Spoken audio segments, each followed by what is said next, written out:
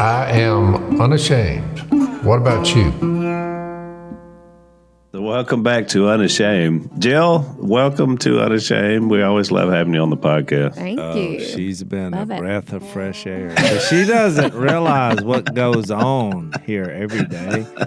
And she bumbles and fumbles her way into asking questions that I've been asking for years. And then all of a sudden it gets quiet because they think in that moment, Jase was right.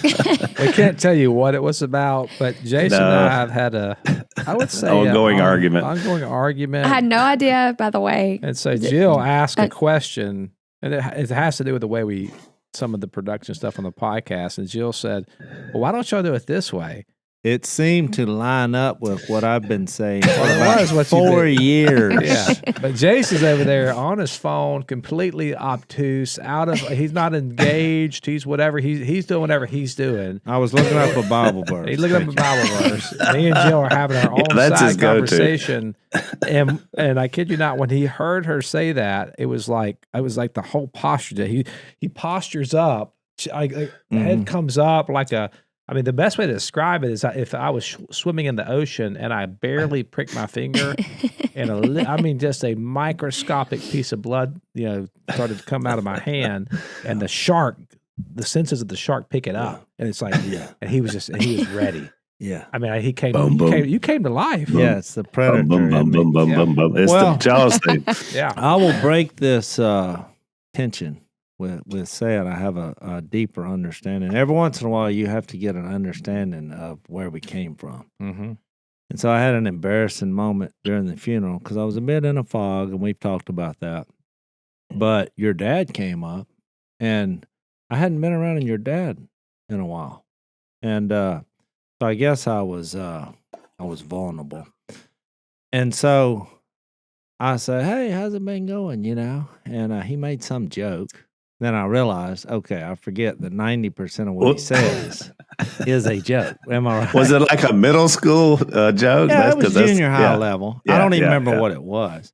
Yeah. And then I was like, how you been doing? And then the embarrassing moment, I said, did you ever marry that old gal that you were dating?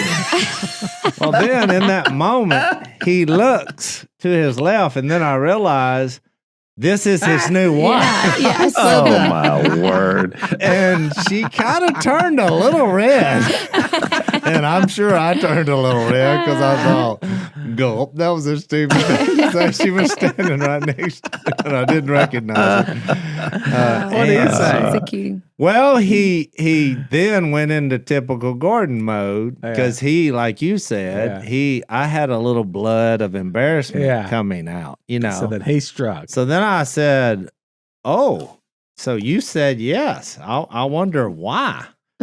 And she was fixing to answer, but Gordon interrupted and said, well, she married me for my sexual prowess. Oh, wow. And Wow. which I look back at. Yeah, didn't need that visual. I looked up at her and she said, exactly. Oh, wow. Yeah. She says it. Oh, yeah. And she said, he almost died on our honeymoon. That is true. That is true.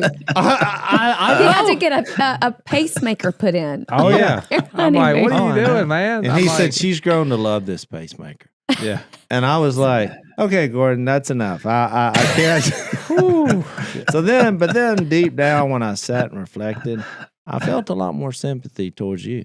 Yeah. So I thought maybe I am too hard on it. It's hard. It was hard. Yeah, It was Oh, hard. this is a moment. I think y'all just that was just a moment.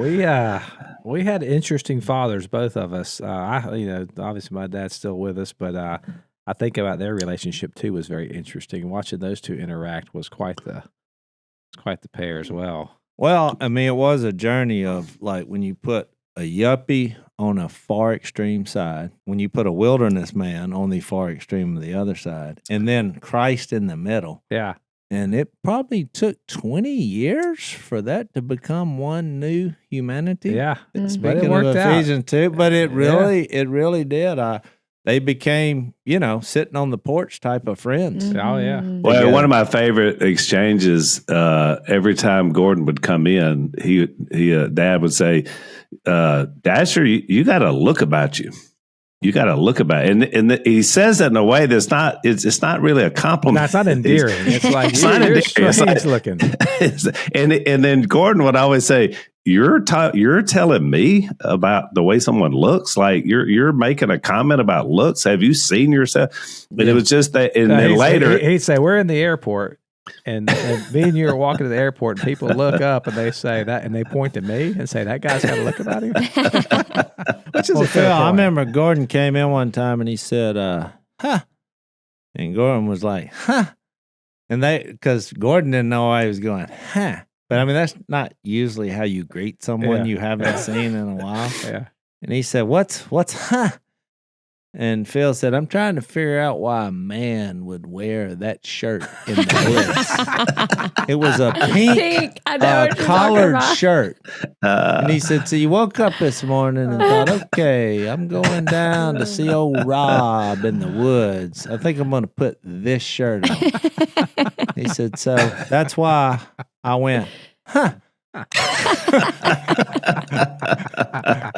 You can make this up. That's hilarious. Oh, my Man, God. I just would apologize for the interaction you had. That was Yeah, it was awkward. Yeah. I was kind of embarrassed. well, I but- wish I hadn't heard about it, to be honest with you. But Yeah. Well, and look, you never know. Like, Jan was so beloved to us. And so when I first heard that Gordon was dating somebody serious, he called me. I mean, we're pretty tight too. And just, we had a serious conversation, which are rare with Gordo, but, about it. And I said, well, Gordo, I don't know. I mean, my first thought is, if you need to get married, but at the same time, you're bringing another family into your life. I mean, there's a lot of, I was just very honest about it, just like I would be with anybody that's like thinking about a second marriage late in life. And then I met her and I was like, oh my goodness, like she's got the perfect personality to work for Gordo, and not sure. And so I love her in a whole new way, so different from Janet. What I love about her the most is we can talk about Jan, which we do often, especially her influence on Dad and, and everything like that. And she asks questions, like she never seems like it makes her feel weird. No, Talking she's about- great. she's so really good. does. Yeah, I love her. Well, Mhm. Gordon's best quality is he's unoffendable. you can't offend Yeah. me. And I feel like that's a safe place to be. I mean, even as embarrassing as what I did, he never missed a beat. And he dishes it out, but he can take it. Oh, yeah, so, he can take it. That's a good Well, quality. he'll say, Reed came over because I guess the night before we got here, they were already here, and apparently there was a gathering, a family gathering. I think at your house, Al, with Kay. well, and- the gathering is still going well, on. I mean, there was one gathering. Well, since that we- I've been gone, there's been I've received so many texts of people that are at my house. It's such a bizarre thing. well, we're Hey, staying, I'm we're at your staying at house. Al's house right now, and it has been a revolving door of. Oh, Well, our house is a revolving door. We Yeah. come to Louisiana, and the place we stay at in Louisiana Well, this is yeah. a revolving yeah, door. but we came to get away, but then it's kind of fun because like Reed shows up this morning. I'm cooking breakfast, and he walks in with the 3 kids, and we're. I mean, it's Love like it. he's Oh, there. I know. I mean, Well, see, last night I had a Phil moment because I thought, well, Phil's not here anymore, and I guess I'm gonna have to be the guy that just says things that needs to be said. yeah. And I had one last night. 'cause- What'd you say? Well, they were, I was gonna study for the podcast, and I thought, you can't study in this place. I mean, there's kids everywhere, Oh, running, yeah. and it's all hours of the night, and it's the compound is just a revolving door. And I just finally, it got quiet for 1 second during the LSU game, and I just said, look, don't take this the wrong way, but I got a question. So everybody turned around, including the kids. I said, when are y'all going to leave? I mean this in the most loving way possible. When are y'all leaving? Well, Jase, you should have asked Shane and Shane if they know that country song. How can I miss you if you never leave? Shane E stayed with us last night, and it was just funny thinking about like how many. I'm like he's getting to witness it, but then Gus Jep's kid comes over yesterday with a couple of your grandkids. Al, y'all which you eat healthy, but your pantry is like we call it the diabetes pantry. it's like the diabetes corner. It's like the got Toys R Us for kids snack edition. And I mean, when I tell you, Jase, every kid in the neighborhood, it is a compound. Like, I mean, that part would bother me, probably having that many. I mean, you got to spend a fortune. I mean, they were coming there and they're just wiping out like the locusts. Yeah. Just one, I mean, about every 15, 20 minutes, a new kid's coming in. And then some of them are so small. Some of these kids are so small that they literally have to climb up a cabinet. And they're just like, it's like a free for all. That's what this week has been. It's been filled with, I sent Cole, he's a grown man, you know, he's engaged. Yeah. I was like, we're out of garbage bags. Because what happens is you got so many people, the volume of food being just gone. It's crazy.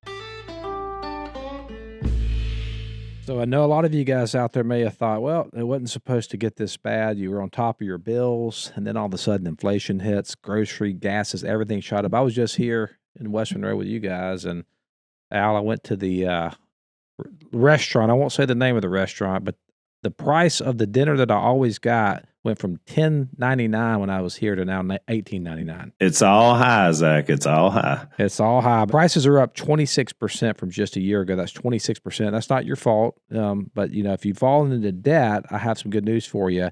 We've got a smarter, faster, easier way to get out of debt. It's called Done with Debt. Yeah, I can totally relate to this because Lisa and I, you know, are a period of our lives, we really struggle with debt, credit card debt through the roof. And so I wish I had known about these guys. They're not like a lot of other debt relief companies. They don't push loans or bankruptcy on you.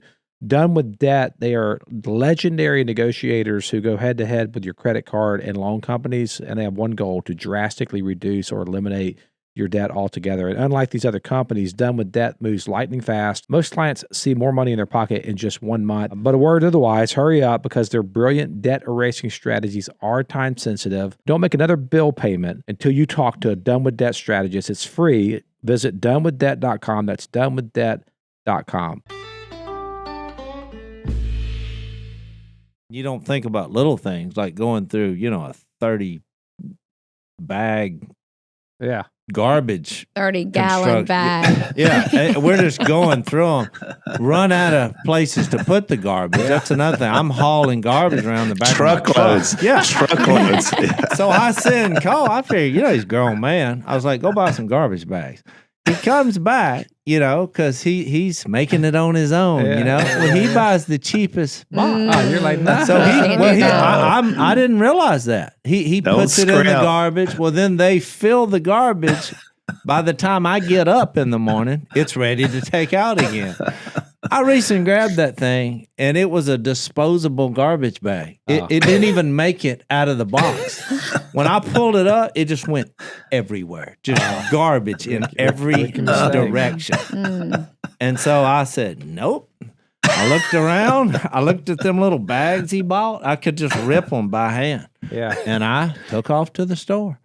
I went and bought some quality garbage bags and come back. Missy's like, where you been? I was like, at the store. I send our grown man to go, and he hadn't figured it out yet. He's still in there. Certain things you can't cheat on. I'm pretty cheap. Garbage bags is one of them. Yeah, there's some things you can't do generic on. Yeah. You know, now Jill, I will tell you this. It's funny you say that, because our first fight, although we're not going to talk about our fights. Don't bring it up in this one. But I do remember. Tell us, Jill. Tell us about your first fight. First marital fight. I was 20 years old when we got married. He was 23, was in the grocery store. And you've got to keep in mind, I had dreamed about this moment. I wanted to be a wife my whole life. I feel like I was just ready. I couldn't wait. Yeah. And so going grocery shopping. This is foundational. It's foundational. Yeah. And I never lived by myself until we got married. So I didn't, you know, which means she never had a budget. I had a dorm room. No budgets. But we're not there yet. Yeah. And so I was so excited. We're married. We've got our grocery cart. We're just going down the aisle. Ooh, Doritos. I got a bag of Doritos, put it in there. He took the bag of Doritos, put it back on the shelf, and he got the fake Doritos and put it in. I was like, oh, they're no. fake Doritos. I was like, okay. Fake Doritos. Huh? Sam's choice. Sam's choice. Like So- like the off-brand. I overlooked that. I You overlooked then that. realized that this marriage is going to be difficult. Well, not yet. Not yet. I'm still trying to be sweet. I would have taken it right there. No, still trying to be sweet, Jill. I have and I'm like, okay, I'm just a submissive wife. We'll get the fake Doritos. So I get a couple more items. Daisy sour cream. Sour cream's important. Yeah. Get the Daisy sour cream, put it in the grocery. He takes the Daisy sour cream out, puts it back on the shelf, and gets the Sam's Choice or Daisy sour cream. And that was it. The Daisy sour cream is with them. She's like, we're not like it was the Daisy sour. I learned what her idol was. Can I speed up this story? Yeah. She was right. Yeah. It's like, I left the cart. I just said, okay. And I just hightailed it in my high heels out of that grocery store. Because I was also chastising her. I was like, let me tell you how this works in the real world. But at the time, I didn't have any diplomacy. You learn diplomacy later in marriage. So I'm like I'm gonna get my way I'm gonna just marginalize her, and so and I just let me tell you I'm something. the boss. You went I'm the boss. Well, it's route. more like, let me tell you something how this works. Your daddy's not running the show anymore. You know what I mean? Yeah. We don't have daddy's credit card. Yeah, this is like my tone. Yeah. You know what I mean, like I'm working hard. And You know what's fascinating about this story is that was also one of our first fights. Mm. But I was in your role. And she was taking it out. she was good, but she ran the money though, didn't she? Well, she was like, Yeah. we don't have any money. Yeah, And I was like, you're buying let me- name brand product. yeah. So my approach was a little different. I was just like, let me tell you how this is going to work. Because then I went the Zach role. Let me tell you how this is going to work. We will save money on all items of life except one, food. Because I said where I come from, we live to eat. Yeah. Yeah. So we're not skimping. I mean, this is the last wall of defense Mm-hmm. for our integrity as human beings. Well, I mean, I will say Jill won because we are a Daisy. We only do Well, there Daisy you sour go. cream Daisy sour now. cream. Yeah. That's the only one we do. Well, from a marriage perspective, the reason both of you as couples and families have managed and done well is because one of you kind of had those tendencies.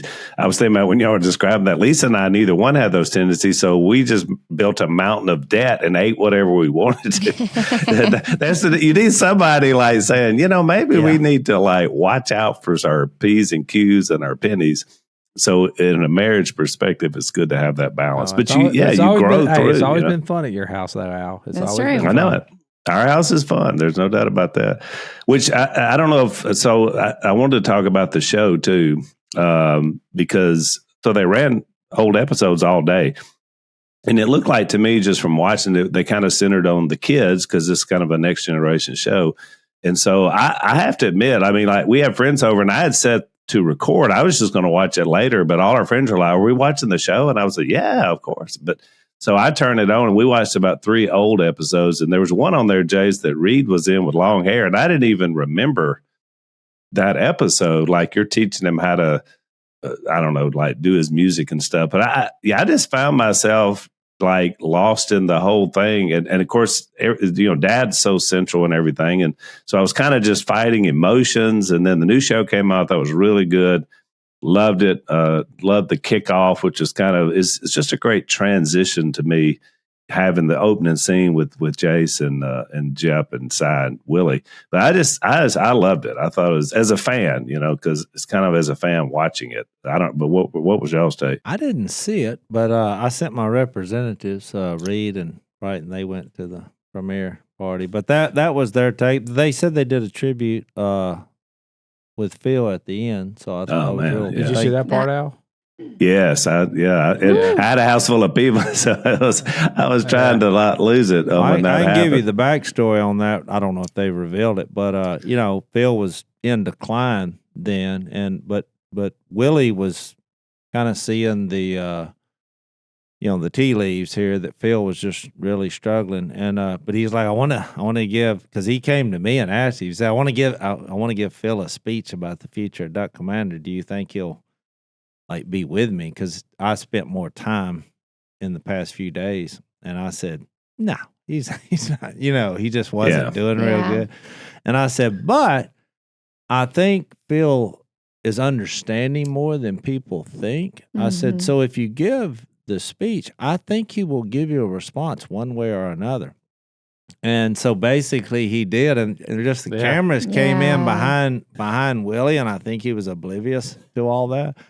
So Willie gave the speech, and then Phil's response, that's the one little scene they showed. And that's all they filmed. He gave a response. And I don't know if I want to say it, but I guess that since it premiered, it's out there. I didn't want to ruin the scene. He gave him that thumbs up. He gave him a thumbs up, which yes, is, Phil would, which we grew to love those thumbs up during this process, because as much as you didn't think he was with you, he would give you a thumbs up. Yeah. That's I didn't. I had seen the original cut, but that wasn't in there. The one I saw, that wasn't in there, so I hadn't seen that. I had not seen that footage, and so we're sitting there watching it, and because this is it's Duck Dynasty, it's funny, has that vibe to it.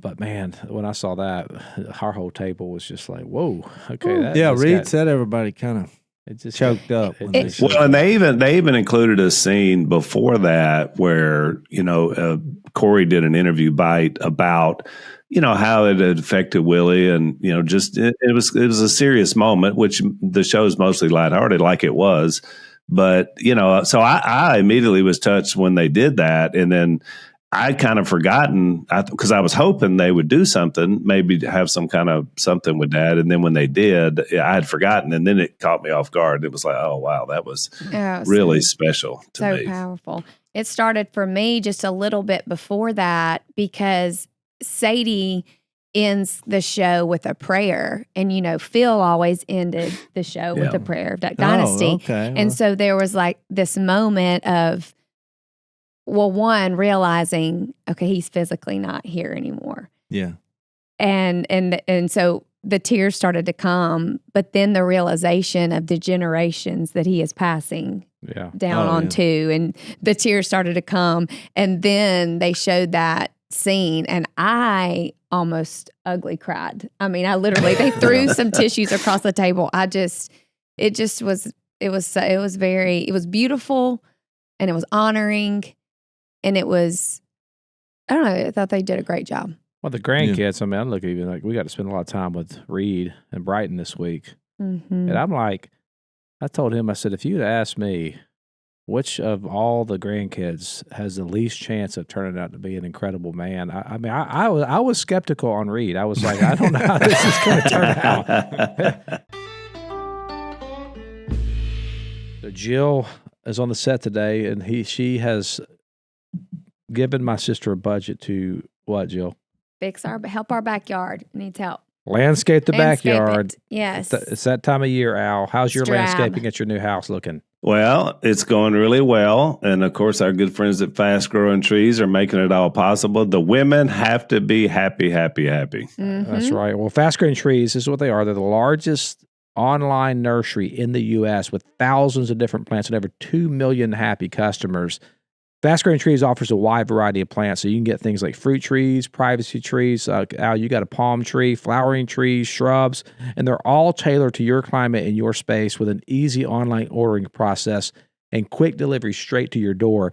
Plus, with their Alive and Thrive guarantee and expert support, your plants will arrive healthy, and you'll receive guidance on choosing the right plants and learn how to properly care for them. So whether you're looking to add privacy, shade, natural beauty, doesn't really matter. Whatever you need, you can talk to their plant experts, and they'll tell you about your soil type, landscape design, and how to take care of your plants and everything else you need. No green thumb required, and no more frustration over bringing new plants home from the store just to see them die in a few days or a few weeks later, because every plant from Fast Growing Trees comes with instructions and tips to care for your new plants so that they can grow to their fullest potential. This spring, they have the best deals for your yard, up to half off on select plants and other deals. And listeners to our show get 15% off their first purchase when using the code Unashamed at checkout. That's an additional 15% off at fastgrowingtrees.com using the code Unashamed at checkout. fastgrowingtrees.com, code Unashamed. Now's the perfect time to plant. Use Unashamed to save today. Offer is valid for a limited time. Terms and conditions may apply. But I'm like, I look at this man, I'm like, this guy, I mean, I gotta tell you, Jase, like I had like, and we've spent some time with Reed and Brighton over the last few years, and I'm telling you, man, that guy, man, he's a good man. And Brighton is an amazing young lady. And I just think of that's why if you're listening, you're like, man, my kids or whatever. I mean, I would just say, you that faithful witness. I mean, you tend to have to. Well, you'll back up one day and you'll be like, okay, all that time was worth it. Yeah, I mean, because he just turned out to be a fine. I'm very proud of him, and they are so on fire for the Lord. Yeah. This was a really good catalyst. I mean, they were already on fire for the Lord, but it's just like it's really on fire now. Yeah. Awesome. Well, and it's a leadership thing too. Reed is the oldest, grandson with mom and dad. And Phyllis's son is a couple of months older, but so he's sort of like me in our role that I was in our family. But it takes a while before you're ready to step into that role as a leader, and you don't know when it happens, but it just does. And so that's happened in the last few years with Reed.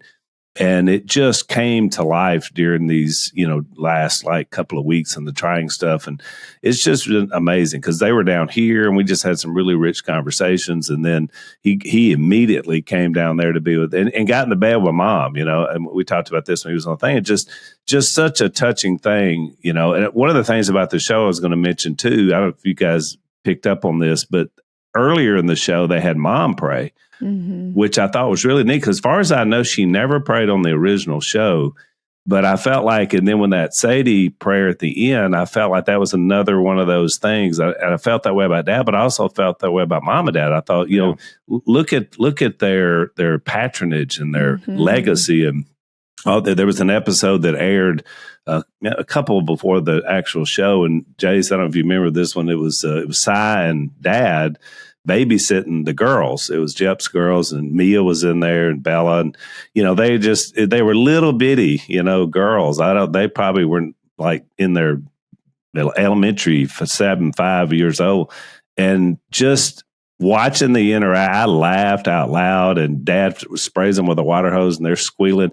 And I just, then not only watching the show, but just watching everybody these last few weeks in the process of their love and down on their knees next to dad, holding his hand, or next to mom now, providing comfort. And it's just, I don't know, it's just a beautiful, special thing to watch and to see your kids thrive and basically take stock in their own life. It's incredible. And then as I mentioned before, the worship, your kids, Zach and Jill, just the talent they have and their willingness to use it for God is just a very encouraging thing.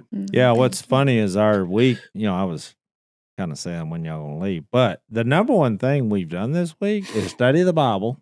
They've asked me more questions. I mean, we've had just hours and hours of Bible study, just on an excitement level, and a lot of singing, and because when Reed's there and Mia's there and Missy's there, they're just continually they just break out into song over something. The piano's playing. Next thing you know, it's just this beautiful harmony, and everybody else is just sitting there like, okay, let's go. I'm not sure where we're going, but let's go.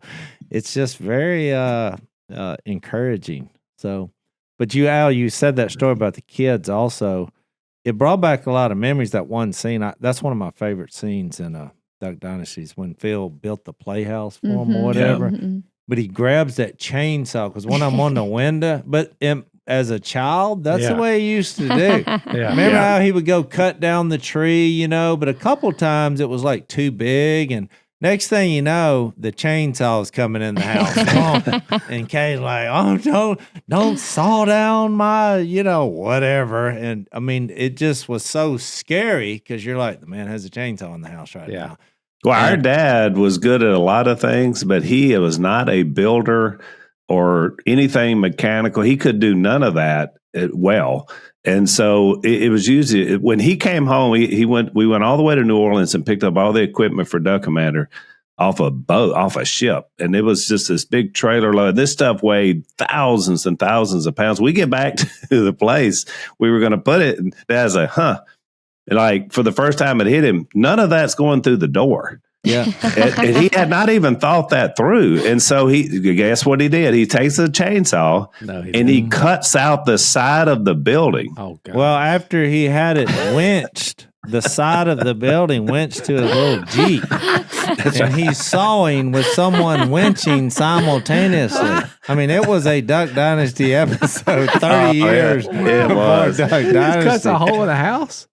Oh, That's yes. the- He cut the the side whole of the shop. To the side. shop. The whole, but it's a house. I mean, yes. It was a house that he turned into a shop, and he just ripped the whole side of it off. And like when it all just crashed into nothing, you would think, well, that didn't work because he destroyed it. And he's like, now we can get it in there. He was excited. So he had to come along in the winch, and he put all the equipment in there. And look, he nails all those boards back up, but then there's a gap, the length of the chainsaw all the way around that stayed there for the entire time that we had the shop. Oh, So God. stuff's coming in, and bugs and snakes and everything else. Now, It was you like, know what's the most funny part of that whole story is then one of the piece of boards that used to be the inside of the wall. Yeah. He got it, and it wasn't even a square. It was just a piece of scrap. Now there's trash, and he painted on it. Yep. He wouldn't let anybody see, and he painted something. And then he took a hammer and he tacked it up, and it wasn't even straight; it was crooked. You remember? Al? sideways. And Yeah, it sideways. said Duck Commander Worldwide. It did, right above the That That door. was how the whole above thing the started. door. The That's original. how it started. And he had That like is 14 so awesome. customers Yeah. and was way in debt and had just destroyed the building that was used to house it all. That's how it started. That's funny. Well, and you know, we tell the story about Gordon, you know, have with his middle school humor, but in some ways, Dad always had like this.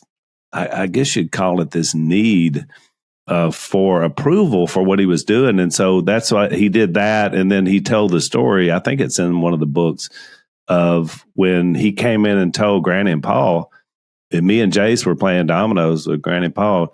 And he came in and said, you know, I'm fixing to get this duck call business is going to take off, you know, and I'm gonna make $1 million, you know, or make $1 million duck calls. I can't remember exactly No, what he he said, said. I'm going to make $1 million selling $1 million, and everybody looked at him, and nobody said a word. And Paul just played and said 10, like on the board.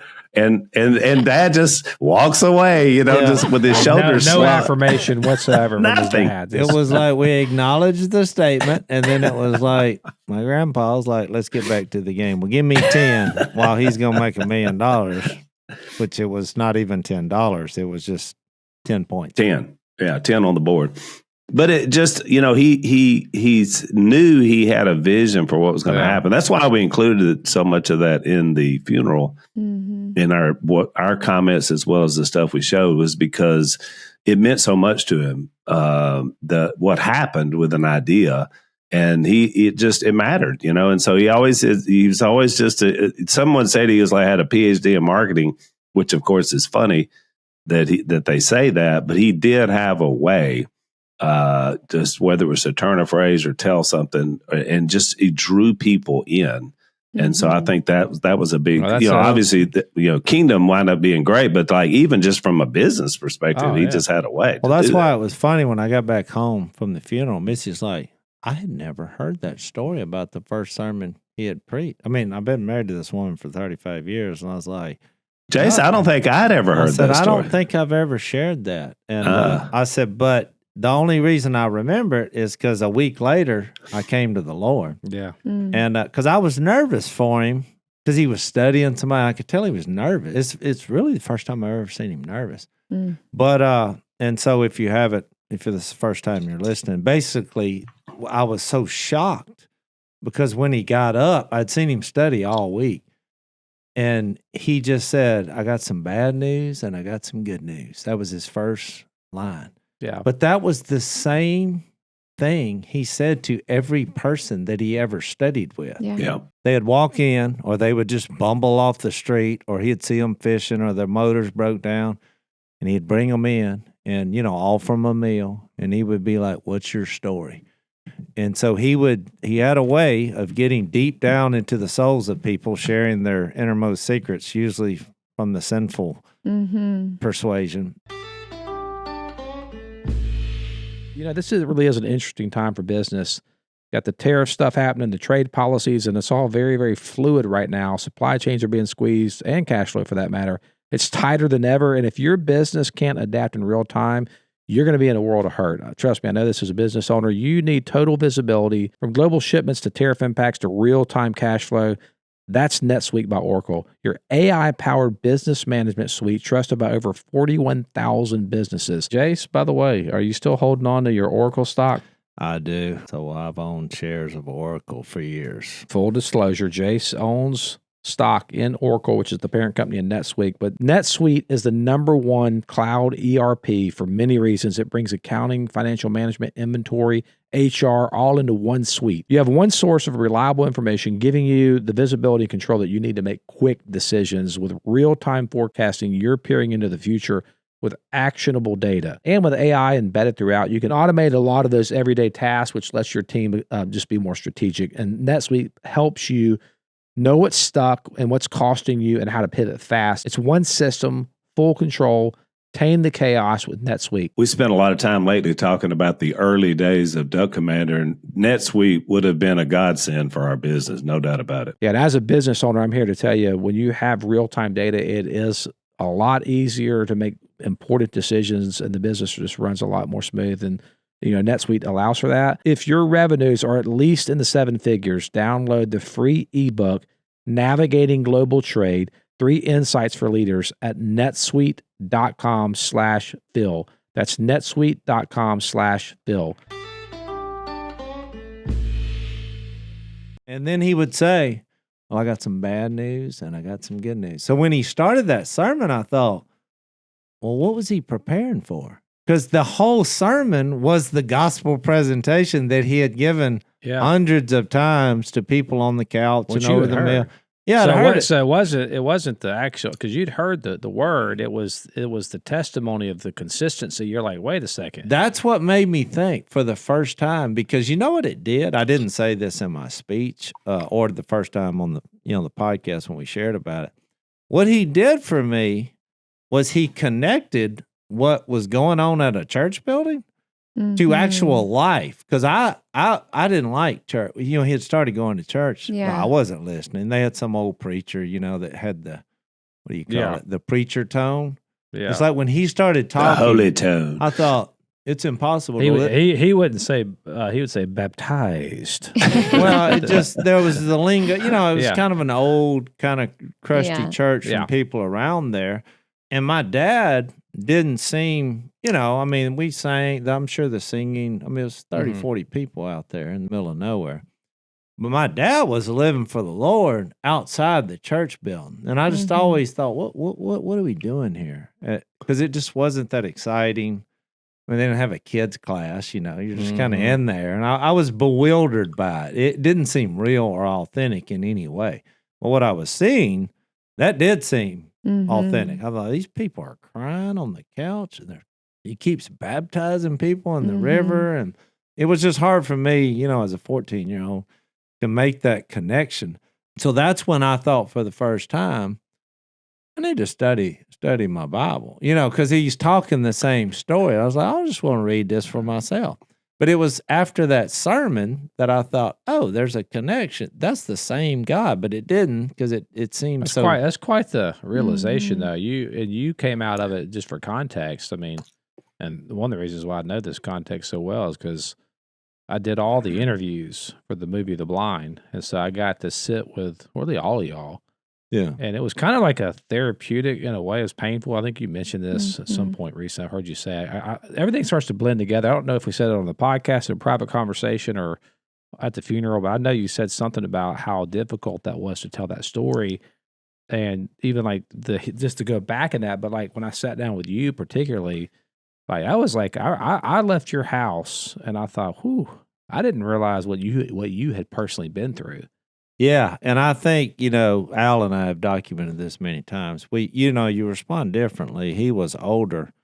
I hid myself in self-righteousness. That was really my coping, which I know a lot of people don't struggle with that at an early age, but that was kind of I'm sure it came from the evil one, but that was I just thought, I'm going to be better than you. I don't like these people. But at first it was skepticism. You were like, skepticism, what I learned is I don't even think that was premeditated. It just goes with being self-righteous. You just tend to be a skeptic.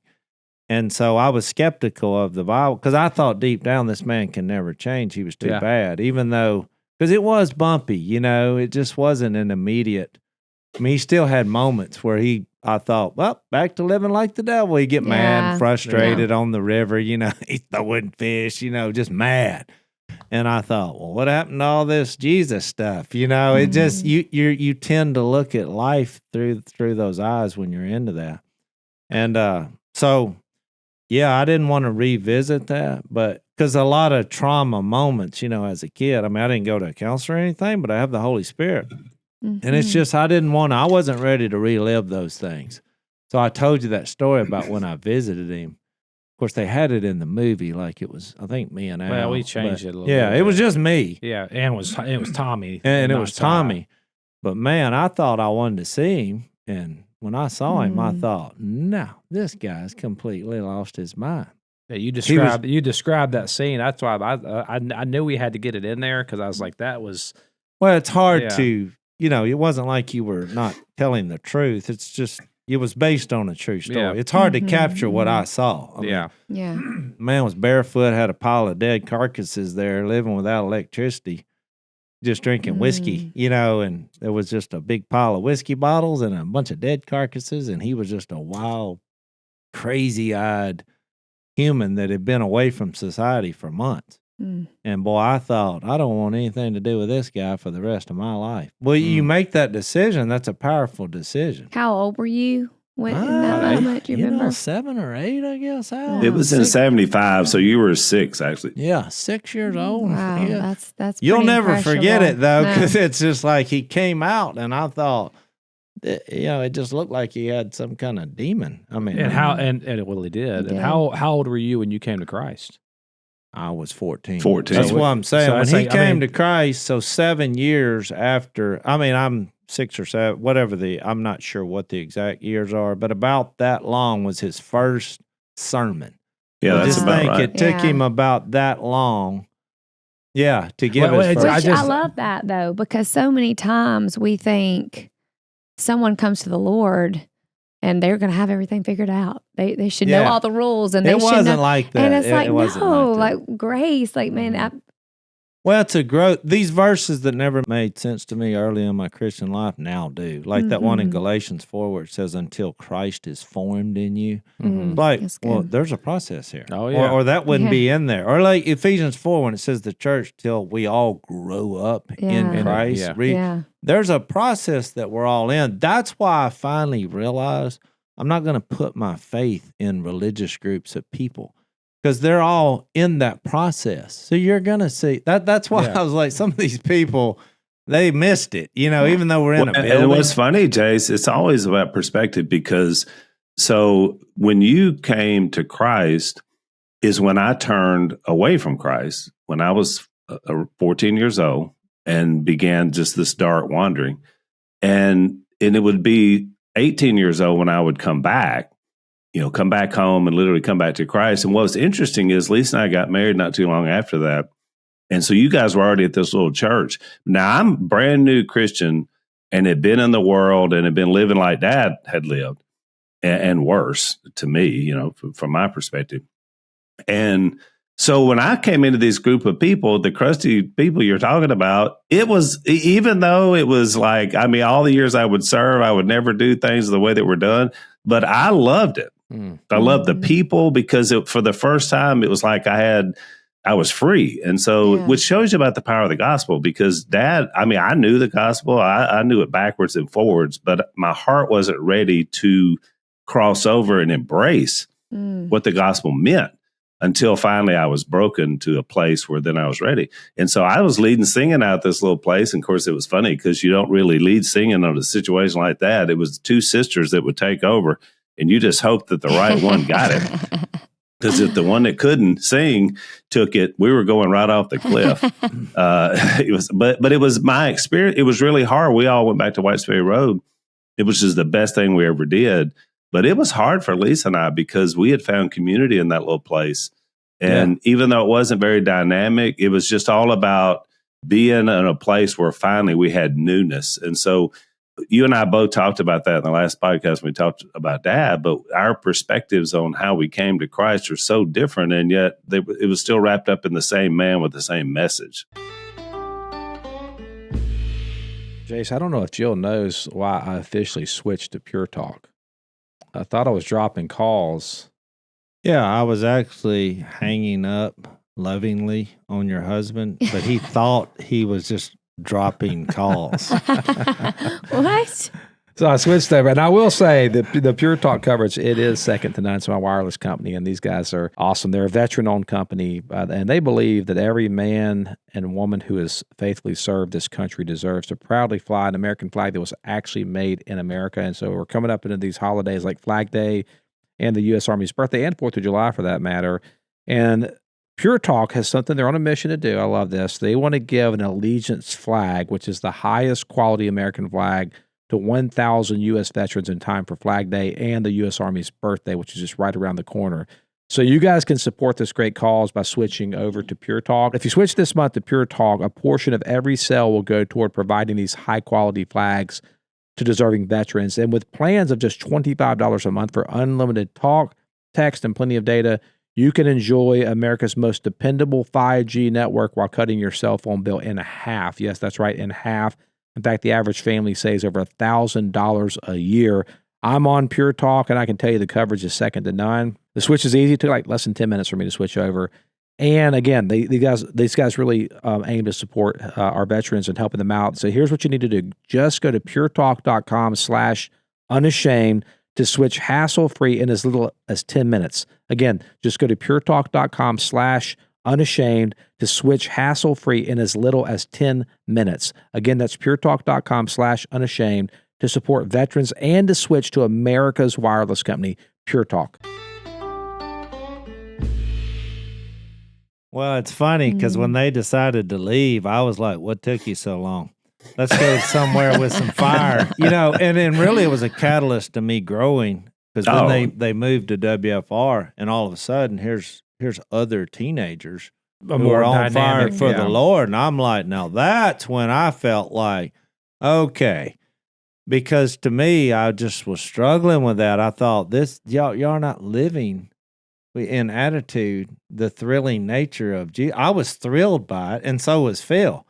And Phil was trying to get them fired up, but I was like, "Oh, these people are too far gone," because you're immature and you're wanting everybody to be thrilled by it. But that's why I'm thankful that I got to see God in not a church building setting. I mean, Phil's story happened in the world, and through him trying to be a better dad to me, he's taking me hunting, and now I'm kind of tying the creation with what the Bible's saying also. And I'm like, this is the God that we're following. Oh, he sent Jesus. But I was having my moments really were in creation where I was thinking about God, which led me to studying the Bible. I love that. I think it's encouraging too if you're listening and you're like, man, I don't know the Bible enough. How do I share my faith? Because we get that question a lot. How do we? Yeah. Man, I want to share my faith like you guys, but like if you hear what your testimony is, it wasn't even what Phil has said. You had heard the gospel, the simple gospel. Oh yeah, it was when it was connect. I think it didn't connect to me with a church building. It just which is funny that it was in the church building there that you heard. Exactly. He's saying everything in here that he's saying out there. Yeah. And it was like Phil was erasing what's called the secular sacred divide. And Phil was like, no, it's all sacred. It's all his. This is my Father's word. You know what it helped me really understand fundamentally that I think a lot of religious people can't get? What's that? Is that God uses people and he lives in people through Yeah. his Holy Spirit, Mhm. despite their baggage and struggles of, of keeping the old man away. It really helped me understand that. And I think it's the same problem with Jesus. I know we were supposed to be in John 8 today, but this has been a good preview of it, is that they were struggling that God could be a human. And I think we still see the same struggle today, because we're like, oh, we're so bad, God could never use us. But, oh, he does. He makes us into new creations. We have the Holy Spirit and he uses us. But you have to realize that it's, there's a messiness that comes along with it, because we are people and we are humans, and we get it wrong, as far as like from a theological standpoint. Yeah. I mean, why do you have to talk in a holy tone to tell me how good Jesus is? It just seems so embarrassing to me. I can't listen to anything this guy says. It's not authentic, is what I thought, because he'll walk out of the building and then he would talk right. Yeah, you're like, what's real, which I think is like the passage that popped up in my mind was Revelation 12. It says, and they conquered him. This is how they conquered him. By the blood of the Lamb and by the word of their testimony. And I thought, man, what is the testimony? And the testimony is that, I'm not equipped. I'm still, right. It's like Acts 1 says the same thing. And I think I mentioned this before, but because I heard a sermon by your buddy Tyson on this, and he did something really funny, because here's Jesus. He's fixing to leave. He provided, all the proof, gave many convincing proofs that he was alive. But then he's like, what did he say? He said, I don't want you to leave, because I have the Spirit I'm going to pour out. I'm going to give you power to do this. And then it says the same thing, and you will be my witnesses. It goes with that testimony. Yeah. And but he did something funny in it, because he said, I think we read this like with a British tone. It's like, no, don't leave, it's not time yet. And he's like, no, he was saying, I'm going to give you power to testify, about me. Of course, he did the imitation, better than And you don't have to have all the right words, because my Spirit is going to dwell in you. Exactly. It's his power, not our power. You're fixing to take over the world. You're going to be me in the world, and there's going to be a bunch of you, and it's going to be contagious. And so it's more of a movement type thing than here we are setting up these little buildings, and you're like, this is not, I think, what he had in mind. No, the kingdom is in our midst. It's wherever, and you can see it and feel it when you're among the kingdom. Exactly. You're among the kingdom, because you can feel the Spirit. So that's why I always, when people have bad religious experiences, because they happen because it's filled with messy, sinful people. Yeah. And it's like, who are maybe immature or have a detached view of God working, in people. It's like they're not seeing their lives. And I'm like, you got to be patient here. This is the way he chose to do this. You're never going to find some perfect, group that you go in and say, they all have this baggage. But you walk in, like, you kind of know when you're like in certain settings and you just feel an authentic move of the Spirit. Like you just feel the Holy Spirit is in the room. He's present. He's active in the ministry with you. There is a power that comes from that type of authenticity and sincerity. And I think the reason why it's authentic and sincere, which is our testimony, is not that we manufacture it, which was Paul's point. I didn't come to you with wise and persuasive words. Exactly. It's a demonstration of what? The Spirit's power. Exactly. That's the thing. And because I kept going back to Phil's life change. I was like, something happened. Something as happened. Bumpy as it was like, it was a drastic, this is so drastic, it has to be super. I was looking for a text you sent me. I can't find out where it's at, but it was something I sent, and I forgot how you said it. I sent you a text when Phil passed, and you had responded to something like, this is me paraphrasing. Oh, it's on. It was something like this has been a wake up call. This is reinvigorating. No, I said I think I was struggling because what I didn't like. I mean, look, if you said this to me, don't get offended. But people came up and they were like, "We're so sorry for your loss," and I get it. They're trying to encourage me, but I thought there's nothing lost here, not zero. Yeah. You know, I just Jase, I want to read you this. You just said this perfect, because I've gotten hundreds of texts and emails and stuff posted. That's really been great for me. But this one described exactly how I was feeling, and you just said it. It's from one of our favorite people, Jase, me and you both, Anna Tomlinson. Just an amazing woman, but she always has a way. And she said, "I'm praying for you and your family.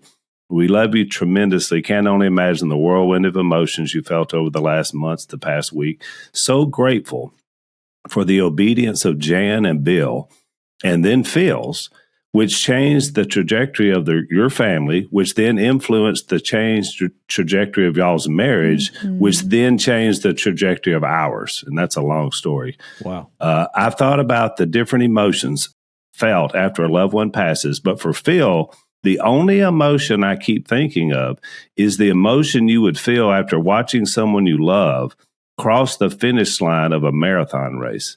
Such pride and excitement and celebration, and well done. You know, it wasn't always great. You know, he got tired, but he never wavered. His eyes always on the finish line. And then she put in all caps, and he has crossed it. And, you know, it captured the emotions I've been feeling, because I just haven't been sad. I felt like the race was run so well, you know, and it was just, you know, and I'm excited about it. I remember the quote I told you, because I said what it has been is a celebration of Phil's life and how God used him, and a call to action. That's what call to action. Yeah. And I think that's what it is. And look, you brought up Reed, and I'll circle back to put a button on that. That's what he's mostly said. He said, "Boy, people in Nashville have no idea when I head back." His response to, "When are y'all going to leave?" Which everybody thought, "Jase, how could you say that?"